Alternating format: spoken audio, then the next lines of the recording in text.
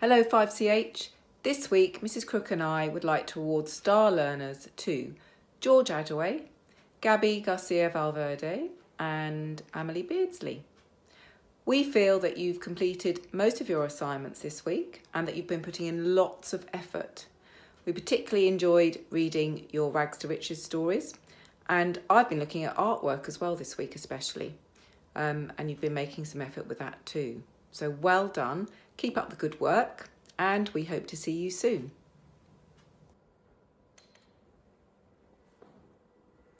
Well, good morning everyone, and welcome to number 2 of Mr Samson's Perseverance assemblies this half term. And as you saw when you came in to the hall, you'd have seen quite a growth of our GGS super learners. Our board is growing quite a lot over the last week, with some extra names that have been mentioned that you can see there. So well done to the likes of Luca, to the likes of Archie, Sienna, George, that you might have heard about from Miss Holden there, who gave her live nominations for the GGS Super Learners, to Freddie, to James as well. So well done, you can see our board really starting to fill up really nicely there. A bit of extra red, a bit of extra green, not so much extra yellow. So again, those people in Saturn, it'd be really nice if you're able to get some sort of nominations done for next week. And again, well done for everyone who is still persevering with the work that's been uploaded onto Google Classrooms. It's great to see so many people still accessing it. We know how tough it is, going into 11 weeks of being closed, but being able to show that perseverance is really fantastic. So well done those people that have maintained their motivation and have continued to be intrinsically motivated. So not because necessarily their name's going to be on the board, but they know that it's the right thing to do to carry on with that learning. So excellent work, well done. And a couple of other extra shout outs. You will know as well that Year 6s started just last week, coming back, returning to school in a sort of a part-time capacity, and they showed great perseverance as well, and quite quiet on the Monday when they first started, but over the course of the week started to be a bit more relaxed and used to being back in our school setting, which was fantastic to see more people around the place, and they'll continue with that on Monday as well. And another shout out as well, our wonderful staff that have been continuously working hard over those 11 weeks. We haven't been closed. We've been in school over the Easter holidays, over half terms, and there's been a great level of perseverance all round really in the Godalming Junior School community. So well done to everyone. You'll also notice that I'm in a new place again. We had our TT Rockstars as the backdrop last week, but this week we've got our sort of John Lennon display that we did for our Hero Week, if you remember, last week. And it's been quite a week, I think you'll agree, if you've seen anything in the news, particularly around some of the racial inequality that has been really brought to the fore on news due to an incident that happened in America. And I thought very apt it would be that we would have our backdrop to this week's assembly with our John Lennon display with one of these photos here, which is one of my most favourite photos of all time. I've actually got a picture of it and a poster of it at home. It's when famously, about 30-40 years ago, that John Lennon and his wife Yoko Ono released some press cuttings, if you like, and they advertised in newspapers and billboards around the world that war is over around Christmas time. And very interestingly, it says at the bottom, if you want it, basically saying that it's a decision of politicians to just say no to war, basically. And it was in the idea of that press release was John and Yoko's I suppose, attitude and anger towards the Vietnam War at the time, and it says Happy Christmas from John and Yoko at the bottom there. So one of your first tasks, I guess, if you would like to do some research, is to find out the other cities, because there were cities that had these billboards up, emblazoned around the world. Quite nice to find out which cities had these billboards put up, and they were in newspapers. They took out newspaper adverts as well, similar to what Jay-Z has done recently in newspapers in America around the George Floyd killing that's taken place in the last couple of weeks. There's quite a lot of perseverance that is having to be going on around the world at the moment. Also, you'll see as we came in, we've got a presentation. I'm going to show you some faces. It'd be nice if your parents are involved as well, because you're going to see some pictures, and it'd be nice to see if they can guess who these people are that we're going to look at, who have shown perseverance over their lifetime. Because often we see people in high positions and in high profile positions that have got there, and sometimes we assume that's been quite an easy journey, and we don't know the failures that they've had up until that point, and how hard they've had to try and persevere to get to the position that they've had. Only recently, you might have heard on the news that Cristiano Ronaldo, who's gone back to training after having all these weeks off in lockdown, he plays for Juventus now, one of the best players in the world to have ever played the game. And when he did his fitness test at Juventus, all the authorities and the people in charge of fitness there took his fitness test, and he was actually fitter than he was before there was a lockdown. So it just goes to show that even during this sort of time off, there are people that these elite athletes, they don't rest. They know what it takes in order to become the best they possibly can be. And for someone like him to be fitter than he was before he started with his sort of energy levels just goes to show that he hasn't had that time off. He hasn't been lounging around watching TV. He's wanted to maintain those very high levels and high standards that he has. Thank you very much. There'll be opportunities to pause throughout the assembly once again. There'll also be opportunities to send me some ideas that you have about perseverance, whether it is people that you might research yourselves that have shown perseverance over their lifetime. That would be great. And thank you to Jamie, who sent me some of his perseverance around swimming and his story behind swimming. It was lovely to see a little trophy that had been engraved with his name. And I did reply saying, there's nothing quite like seeing your sort of name engraved after last week's assembly, which I sent the request out for. So thank you, Jamie, for that. So you'll be able to join me down the screen where we'll research and find out a bit more about people that have persevered in their lives. Obviously your task and your parents' task is to try and work out who it is before the names are revealed. So here's a quote here that you can see. There's no failure except in no longer trying. That failure is inevitable. All the while you're persevering and to try to become the best, we all meet failure at some point. But it's what we do once we've met failure, and the fact that it shouldn't let us get us down.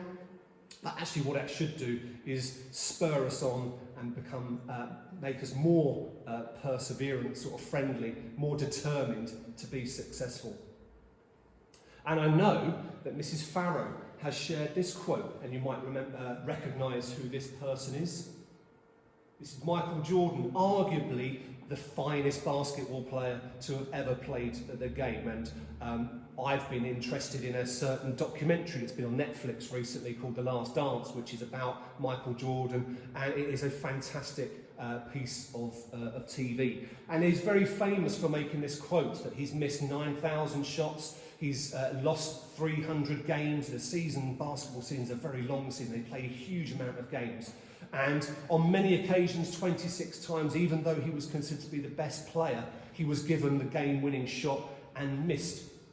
And he says he's failed over and over again, and that is why he succeeds. So it's very easy, as I mentioned earlier, to see the end product and the fact that he won 6 NBA titles and MVPs and all-star players. But what you don't often see is the work behind these elite athletes to get them to where they have been. And they persevere a huge amount. They're very determined. And like I've mentioned before, the values that we have at school are very well intertwined. And that doesn't stop with perseverance either. So we're going to look at some further people that have persevered in their lives and to find out some more information about them. So first up, if you could recognise this personality. Arguably one of the most recognisable faces in, if not America, then the world. And it is, of course, Oprah Winfrey. And so we might know her to be this global icon, this talk show host that really revolutionised the talk show as it was in America. But again, it hasn't always been plain sailing for Oprah Winfrey. It says here she's a billionaire now with her own TV channel. and given away cars and so on. That Oprah Winfrey being very generous, but she was actually fired from her first TV job as an anchor in Baltimore. So an anchor is someone that used to sort of, I suppose, read the news or be on location, and she was fired for actually not being very good. But obviously her life could have gone a very different direction if that had sort of got her down, rather than making her more determined to succeed. Next up, who is this? Quite a recognisable character, of course. That is Steven Spielberg, one of the finest directors of movies that there's ever been. And you'll see here that his cinematic output has grossed more than $9 billion. It brought him 3 Academy Awards, but the master of the blockbuster was rejected twice by the University of Southern California's School of Cinematic Arts. And as their way of saying, oops, I guess we were wrong about you, the school actually opened a building in his honour. So even then, again, years and years ago, he wasn't accepted onto a university to actually go into cinematic arts because he wasn't considered good enough or didn't have good enough grades. Once again, didn't let it get him down, and obviously he's had a fantastic career since. So again, another fine example of perseverance. Who do we have next? Trickier. There's a little clue, I suppose, in the picture of who that hand might belong to. One of his characters. Yes, that is Walt Disney. You can see the array of characters that the Disney brand have been responsible for in the years gone by. But can you imagine your childhood without Disney? Well, it could have easily been if Walt had listened to his former newspaper editor. The newspaper editor told Walt he lacked imagination and had no good ideas. So undeterred, old Walt went on to create the cultural icon that bears his name, and a massive brand as it is now that's taken on the Star Wars and all the Avenger films and so on. So it's a huge brand. But again, back in the day, if he was told he lacked imagination and had no good ideas, again, that didn't get him down. It was maybe one person's opinion, and he thought that's not going to deter me from following through my vision of creating this wonderful brand that is and became Disney. Next up, who is this? A much more recognisable face, I'm sure you'll agree. And of course it's Albert Einstein. So someone that we associate with being one of the finest minds ever to have lived, also faced failure. His name is synonymous with intelligence, yet it wasn't always that way for Albert Einstein. As a child, he didn't start speaking until he was 4, reading until he was 7, and was thought to be mentally handicapped. He went on to win a Nobel Prize and altered the world's approach to physics. So again, someone that had probably arguably one of the toughest starts to his life, is developing quite later on in life than many children now, and yet still became one of the finest minds ever to have lived, and obviously persevered despite some of the struggles that he had very early on in life. And we have next another recognisable face. Who's this that created another wonderful world? Of course, it's J.K. Rowling, and the author, orchestrator of the Harry Potter world. Once again, as I've told you before, I think I've just met Harry Potter for the first time recently, and I've just finished The Prisoner of Azkaban, which I must say is a very fine book. It's probably the finest one so far. I've been told there's a couple of other excellent ones later on in the series, but I did very much enjoy The Prisoner of Azkaban, which is what I've just finished, and I'll be obviously visiting number 4 very soon. But anyway, back to J.K. Rowling. Before there was a wizard, there was welfare. So she was someone that's actually very struggled to get by. Rowling was a broke, depressed, divorced, single mother, simultaneously writing a novel while studying. So someone that also overcame adversity and persevered to become successful, even though there was a huge amount of struggles that she had when she was younger. She sold over 500 million copies of Harry Potter and amassed a fortune of over $650 million. So again, it's all very well seeing the success and also the end product of our Harry Potter books, rather than seeing the struggles and the process that it took in her life to get there. And I'm sure that's something that she's very proud of, that despite all of those struggles, she was still able to become a very, very successful author. Who's next? Harder, recognisable face.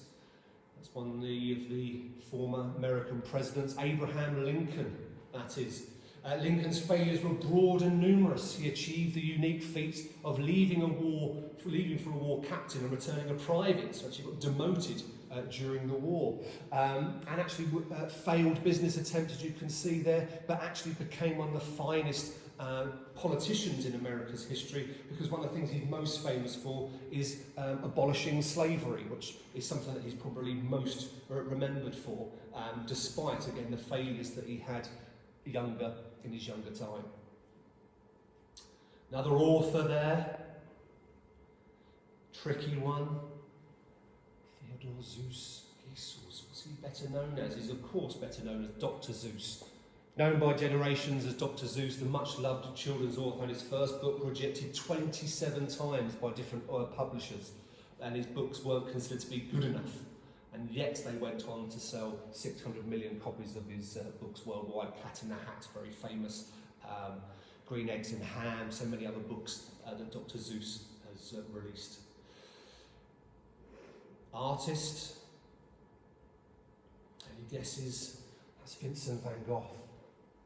In his lifetime, and it's the same with many artists actually, they couldn't get rid of the things. He found it very hard to actually make a living being an artist, and a lot of artists actually sell their works, so they become more valuable once they die, sadly. But he only sold one painting during his lifetime, and it actually came not long before his death. And unfortunately for Vincent, others got to enjoy the financial spoils of his lifetime of toils. And just to give you some, I suppose, idea of his successes, this is one of his most famous portraits. It's a portrait of Dr. Gachet, and it's sold, it's probably the most recent one, sold for over $82 million. And yet someone that struggled for most of his life obviously became more popular, if you like, or his works became more popular, sadly, after he died. Quite an easy one, obviously holding a product that might be something you might have at home even. It's Sir James Dyson, inventor. You know that frustrating feeling when you don't get something on your first attempt.